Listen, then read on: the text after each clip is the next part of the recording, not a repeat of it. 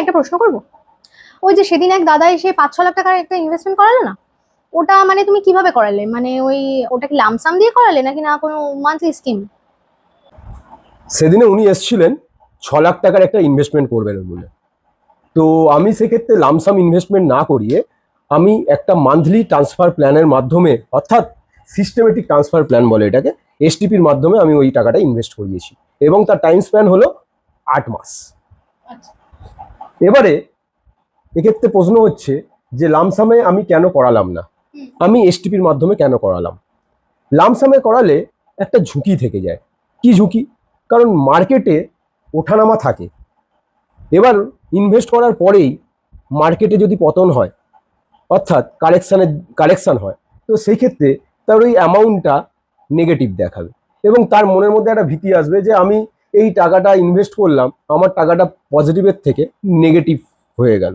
তো সেই ক্ষেত্রে সেই ভীতিটা যাতে না হয় তার জন্য সঠিক উপায় হলো এসটিপির মাধ্যমে ইনভেস্ট করা।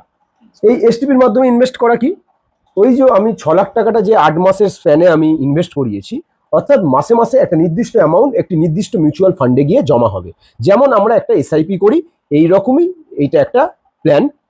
এক্ষেত্রে কি করলাম, আমি টাকাটা প্রথমে একটা লিকুইড ফান্ডে রাখলাম এবং লিকুইড ফান্ড থেকে একটা নির্দিষ্ট মিউচুয়াল ফান্ডে চুজ করে দেওয়ার পরে ওই অ্যামাউন্টটা কেটে যেতে থাকছে। কেন লিকুইড ফান্ডে রাখলাম? তার সেভিংস ফান্ডেও রাখতে পারতাম, কিন্তু সেভিংস ফান্ডে যে ইন্টারেস্ট রেট সেটা লিকুইড ফান্ডের থেকে কম।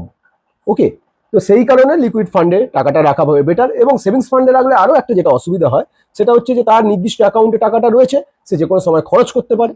তো সেই কারণে এটা একটা বেটার, যে আমরা যেমন আগে এমার্জেন্সি ফান্ডের কথা বলেছি, one type of emergency fund, সেই এমার্জেন্সি ফান্ড থেকে আমরা ওটাকে এসটিপি মিউচুয়াল ফান্ডে আমরা শিফট করছি। That is called of STP, অর্থাৎ একটা লামসাম অ্যামাউন্টকে একটা ট্রান্সফার প্ল্যানের মাধ্যমে, সিস্টেমেটিক ট্রান্সফার প্ল্যানের মাধ্যমে আমি একটা মিউচুয়াল ফান্ডে ইনভেস্ট করলাম। এবার হ্যাঁ, যে ইনভেস্ট করলো সে যদি বলে যে আমার রিস্ক নেওয়ার ক্ষমতা বেশি, তো সেক্ষেত্রে লামসামও সে ইনভেস্ট করতে পারে। তবে সাজেস্টেড এটাই হয়, লামসামের থেকে এই এসটিপির মাধ্যমে সবসময় ইনভেস্ট করা উচিত যখন অ্যামাউন্টটা বেশি হয়।